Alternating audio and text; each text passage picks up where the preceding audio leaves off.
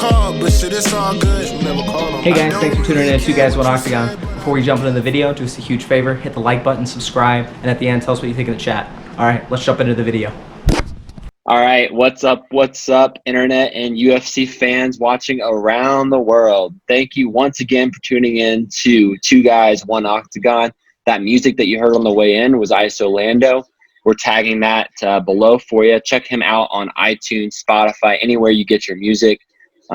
Jesse, what's up, man? How you doing? I'm doing good, man. I'm driving through the motherland right now. I'm in Nevada.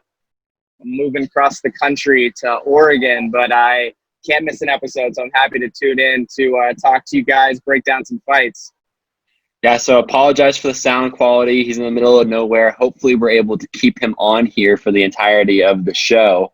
But guys, really exciting card coming up. We finally have a main event that's worth betting on, probably. For the first time in a month, we have a main event where the odds aren't absolutely sky high in the favor of the favorite. So very excited to talk about that. We're going to break down 4 fights for you today, give you a couple plays from a betting perspective, and hopefully help you guys make some money. Last week, I was up 2 units. Jesse, I don't know about you. I didn't have a great week last week, but I appreciate you, JL. This is the second week in a row where you haven't acknowledged Cynthia Calvillo and Jessica Eye as a main event. I'm going to side with you, man. I think that's an undercard fight, so that was close odds for a quote-unquote main event. But yeah, I'm going to side with you. This is the first semi-close main event we've had, since probably Ferguson Gaethje, if I'm remembering correctly. I legitimately forgot that Eye and Calvillo was a main event. So did everybody else, so it's all good. I do know one thing. I made money on it, so that's okay. All right, so we're going to go ahead and get started, guys. And we're going to start with a little Jan Vellante and Maurice Green. And Jesse and I in the future are going to be taking shots. Obviously, Jesse's on the road. For every time that we mispronounce a name, it's probably going to be me. That's a more common offender there. But it is 8 a.m. in the morning, so I think I should probably abstain for that for this episode. But you can look forward to that going forward. Jesse, I'm going to kick it to you to start this one off. Let me know kind of what you're seeing from Maurice Green and Jan Vellante. All right, so yeah, that definitely would have been 2 shots right there for you. I was really excited to bring the I got Maurice Green wrong? No, you got Jan Vellante wrong, but I'll let that one slide. Yeah, Jan Vellante versus Maurice Green. Let me start with Maurice Green. Let me just be frank, man. I just don't think this guy is UFC caliber. He was trained at a Factory X. He was a glory kickboxer. Now he's changing gyms. I believe he's training at a Jackson Wink in Albuquerque, New Mexico. This guy's just got a lot of holes in his game. His last fight against Alexei Oleinik, he got taken down, controlled pretty easily, and got submitted. And that was back in January. One of the red flags that I see in MMA is when a fighter starts changing camps without having their identity as an MMA fighter set in stone. I don't think Maurice really has his identity quite yet. He knows he wants to kickbox, but he has a hard time keeping it there. And he's not like a style bender when it comes to his takedown defense, where he has that takedown defense to keep it on the feet. He just lacks that element of his game to take control of where the fight takes place. And then when you look at Jan Vellante is making his heavyweight debut. Again, another kind of a red flag there when someone starts changing weight class. It's typically they're searching for somewhere where they can find their home and get a run going. Jan Vellante, though, he's never really got a run going for him. He's kind of a consistent decision machine. But where this fight might play into Maurice Green's hands is that Jan Vellante wants to strike and wants to kick this on the feet. I can't remember off the top of my head right now. Sorry, I'm in the car. But I don't think he's scored a takedown since like 2014, Jan Vellante. We're going to have to go back and look at that in his fights. No, you're right. Looking when I was watching Maurice Green versus Oleinik, my first thought was, all right, let's see what Jan Vellante could do here if he was to ever take him down, and I can't find an instance of him doing that. Yeah. So I think the advantage and my kind of lean ultimately is going to be with Jean Vellante. And the main reason behind that is I think Jean Vellante is going to be able to dictate where the fight takes place. I think it's going to be Maurice Green on the back foot or his back up against the cage. And I think we're looking at a pretty boring decision grinded out here by Jean Vellante. And I just see him controlling the pace. And if you can get Jean Vellante at dog money, I'm willing enough to lay the wood. I'm considering a unit here on Jean Vellante. Jesse, I happen to agree with you there. I was trying to figure out why Maurice Green was such a heavy favorite, and I guess it boils down to the fact that Vellante is making his debut at heavyweight, and maybe the odds makers just don't really know what to make of that at this point. And to your point, when someone's making jumps up in weight class like that, it's because obviously they haven't figured out the current weight class. So I think, yeah, Maurice Green, high striking volume, no takedowns. Jan Vellante, high striking volume, no takedowns. I think this could make for an interesting fight. Doesn't go the distance is -165. I kind of like that bet for two heavyweights who like to stand and brawl a little bit. Two kickboxers by trade, throwing hands for the first couple rounds there. You look at the average fight time for Jan Vellante and Maurice Green. Maurice Green, average fight time 6 minutes. Jan Vellante's a little bit higher there, but I could see maybe that being a quality bet. But I'm with you and siding with Jan Vellante. I think maybe the bookmakers think that because of Maurice Green's striking volume, he could take a decision. I don't really see it going there. But I think I'm considering also a half unit bet there on Jan Vellante. And I really am considering as well maybe a half unit or a full unit bet on doesn't go the distance. Let's go ahead and move on to the next fight here on the card. It is Brendan Allen versus Kyle Daukaus. Jesse, name check on those. I'm pretty confident I got Brendan right. Not as confident about Daukaus, but it seemed pretty simple and phonetic. Well, I'm strategic in how I approach things and how I approach our drinking with this, and I was going to wait for you to say Kyle's last name before I made an assumption. So let's just roll with Daukaus. All right, we're rolling with Daukaus, the decision king there. Obviously, Brendan Allen on a 6-fight win streak, coming out through LFA into the Contender Series and 2 fights here in the UFC so far. Fights against guys that were maybe moving towards the tail end of their careers in the UFC. But 2 wins nonetheless and a 6-fight winning streak for Brendan Allen. Kyle Daukaus taking this fight kind of at the last minute there and saying he's ready for the fight when I look at an interview of him and saying that he's been training for a last-minute call-up and looking for this opportunity. He also fought on the Contender Series for the UFC, but then has been fighting in the Cage Fury Fighting Championship. So not any UFC experience yet. It'll be his UFC debut. Jesse, give me a breakdown on what you're seeing here. I found it hard to find any video on Kyle Daukaus. When you look at Kyle, he's obviously very reliant on his jiu-jitsu, and he's a Darce specialist. Looking at Brendan Allen, he obviously had a good performance on Contender Series, and then he's had a couple other good performances as well within the UFC. What I don't like in Brendan Allen's game is what I see is he is as a jiu-jitsu fighter, he chooses submission over position every time. He's going to throw all his chips in to go for the finish, and sometimes that results in being in awkward positions where I think against a high-level fighter, he's going to pay for that. Whether it's a high-level ground and pound artist, a high-level wrestler, or a high-level jiu-jitsu fighter.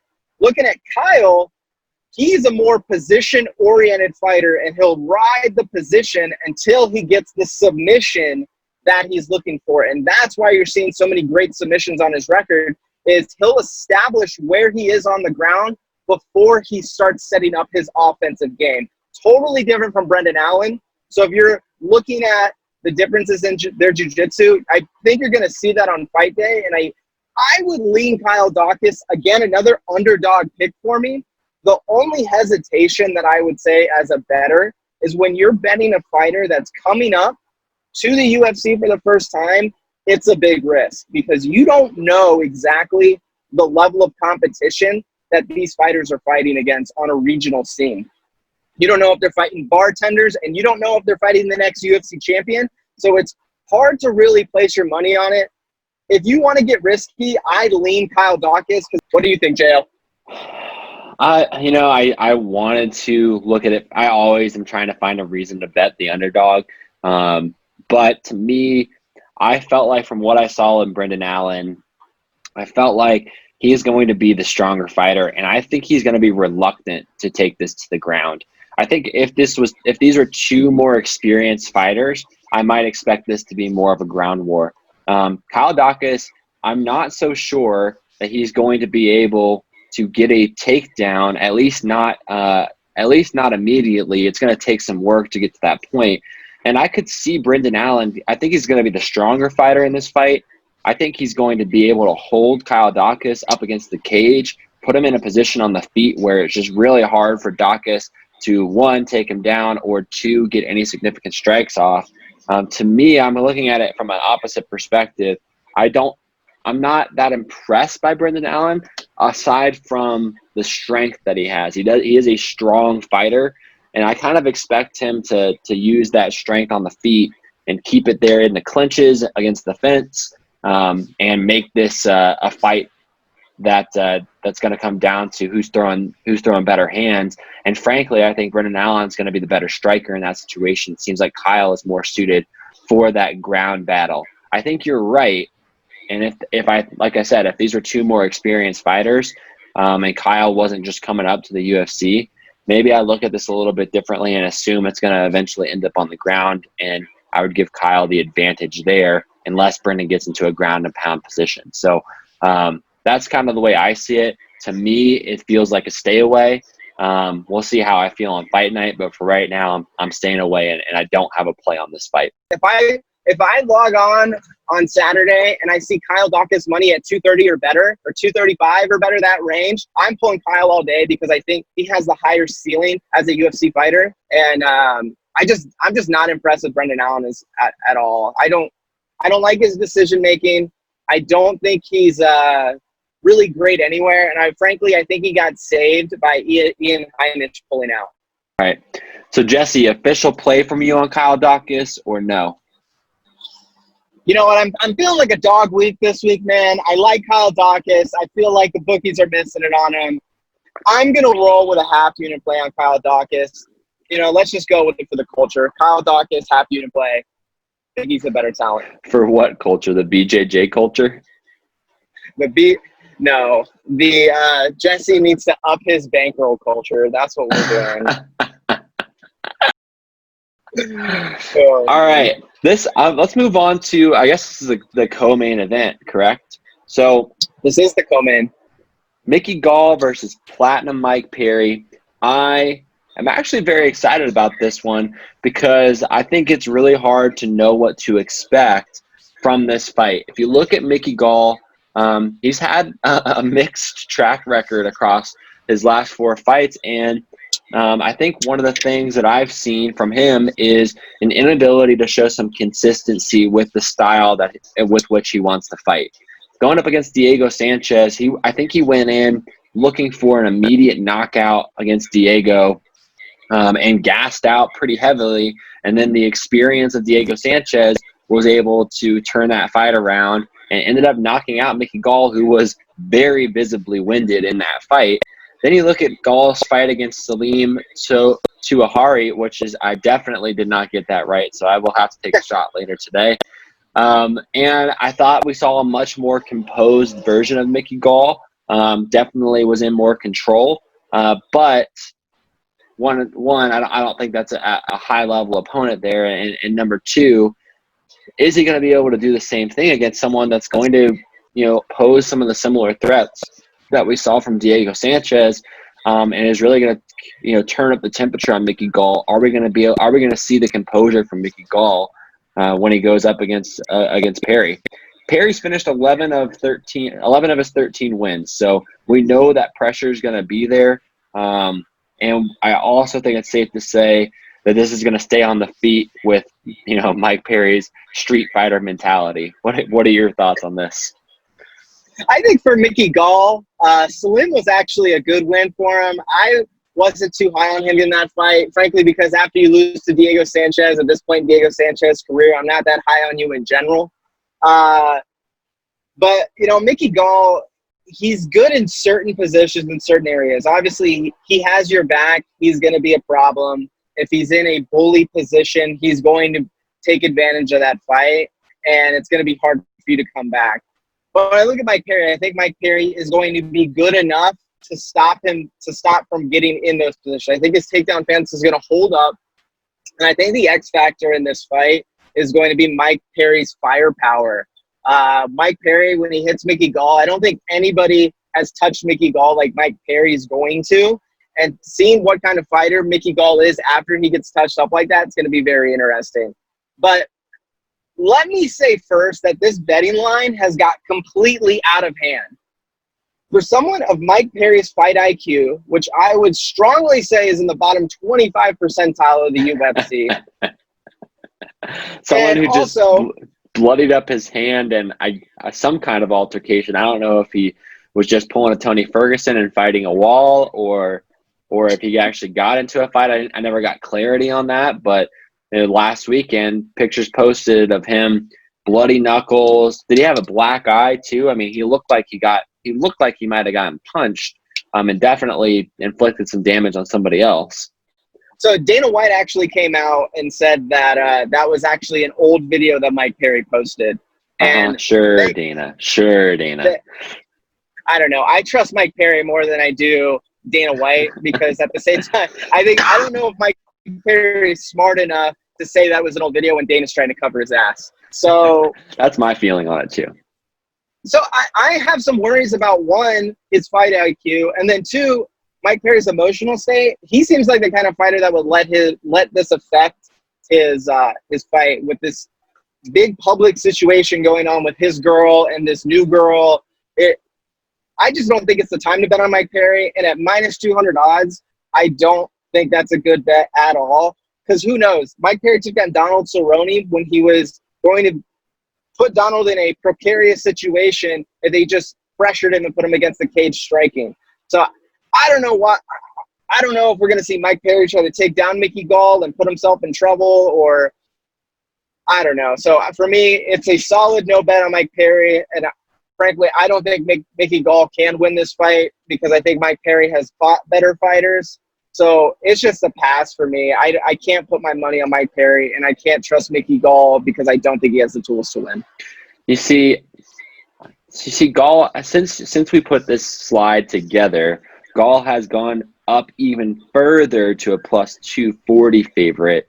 And from what Underdog? I've seen, underdog. From what I've seen, Gall is capable of throwing the power that could put Mike Perry in a dangerous situation as well. I think that I want to stick with the underdog trend here, and while I'm probably not going with you with Kyle Dawkins, I am going to go against you and put a 1-unit play on Mr. Mickey Gall here to be able to handle frankly, I think, a little bit out of sorts Mike Perry in a lot of different ways, whether it's his fight style or his personal life. I think on Ariel Helwani's show yesterday, there was talk about Mike Perry trying to get his new girlfriend, ringside with him and in his corner. My mind is absolutely blown by that, and I think sometimes you got to take the analytical part out of it and look at what's actually happening. I feel like Mickey Gall learned his lesson there from Diego Sanchez based on what I saw in his last fight, and I'm going to ride with a 1-unit play on Mickey Gall. So that brings us to the main event of the evening. Dan the Hangman Hooker versus Dustin Diamond Poirier. I am absolutely excited about the potential of this fight. Couple different storylines coming in. Obviously, we saw Dustin Poirier lose in his last fight against Habib. But before that was coming in on a 4-fight winning streak. There was a no contest with Eddie Alvarez in there, but was on quite a bit of a run. Dan Hooker as well. I mean, obviously, I think most well known for being the guy that Israel Adesanya trains with, but has put together a record for himself. I mean, he's the only person he's lost to in the last 3 years was Edson Barbosa. That was that punch to the body that ended up, hindering him and ultimately knocking him out. But since then, he's done a good job of building his resume to the point where now he's got a legitimate shot against Dustin, who, people don't seem to like him very much, but he's absolutely one of the best in the division. I think this is kind of make or break for each one of these fighters. Someone is going to either, Dustin's either going to get himself back on track and a couple fights again away from maybe another title shot. And Dan Hooker could be doing the same thing. Give me your breakdown, Jesse, and then I'll tell you what I saw here. I think this is a very, very interesting fight, and I cannot wait to watch it. I think you're looking at Dustin Poirier has been able to hold good strikers down and dominate him because he has a complete MMA game. When you look at Dan the Hangman Hooker, this is a high-level striker that can make reads on the fly and figure out ways to incorporate his game where you wouldn't necessarily think possible. You want to see a guy that makes great reads. Watch Dan Hooker fight Jim Miller. The read that he made in that fight and adjusted to knocking Jim Miller out quickly was fantastic. And he does the same thing in all of his fights where he comes in with a game plan that's solid because he comes from that city kickboxing gym that has the Kaikar Francis, the Style Benders. I know Volkanovski's out of that gym. So it's a surging gym, probably the best up-and-coming gym out of 2019. But his ability to make decisions on the fly is really what makes him a great striker. And he's good. He attacks multiple levels. My concern here, though, is that Dustin Poirier is just so complete.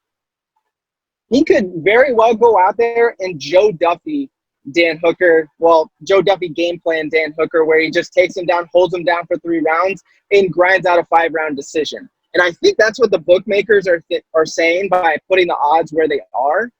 Because on the feet, I'm thinking that Dan Hooker is going to have the advantage.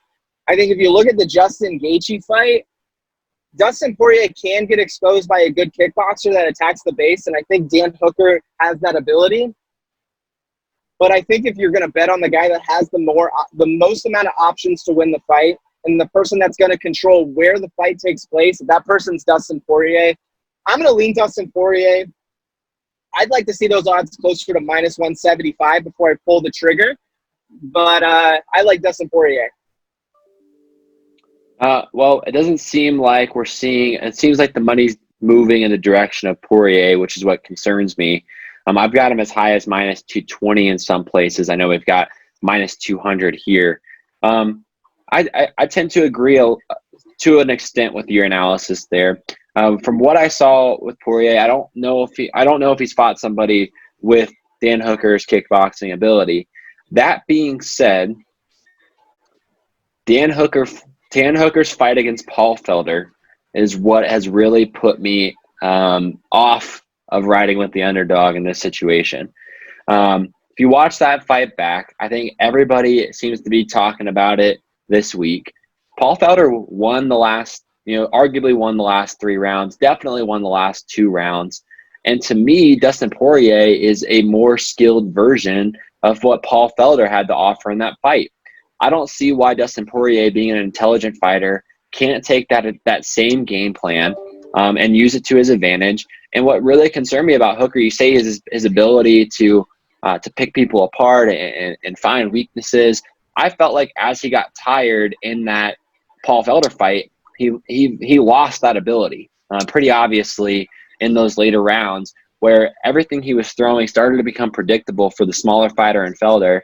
And frankly, I don't think he saw what was coming from Felder when he started to get a little bit gassed. We're only 4 months on from that, so I think look at that as the most legitimate example of how he's going to fight against a high level boxer and a guy that has a complete game like Paul Felder does. I just think Poirier is a better version of that, and I can't see Hooker having improved himself that much in 4 months to be able to really stun Dustin Poirier. I like your lean on this. I'm leaning heavy with maybe even as high as a 2-unit play on Dustin Poirier. I just as much as I like watching Dan Hooker and I love the kickboxing guys that are at a high level, I just don't see him having the ability to go 5 rounds with Dustin Poirier, and I don't really necessarily see him having the ability to knock Poirier out. So that's my read on it, and right now I'm going 1-unit play on Poirier. That could go as high as 2-unit play. We'll see how the week progresses. I want to see if a couple of my soccer bets hit first.